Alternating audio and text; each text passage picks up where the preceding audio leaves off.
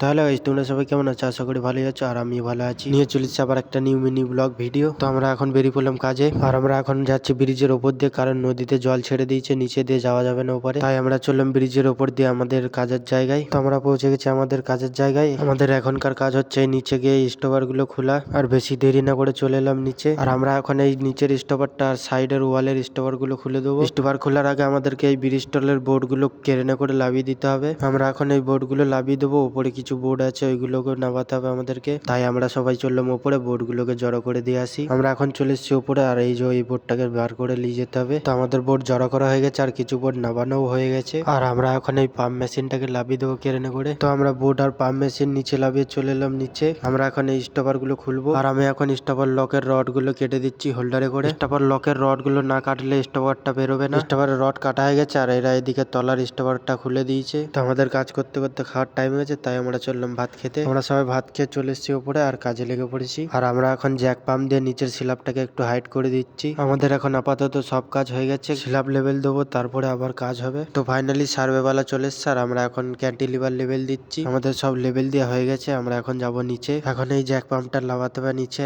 উপরে লেভেল দিচ্ছিলাম বলে জ্যাক পাম্পটাকে তুলেছিলাম, আবার নামাবো।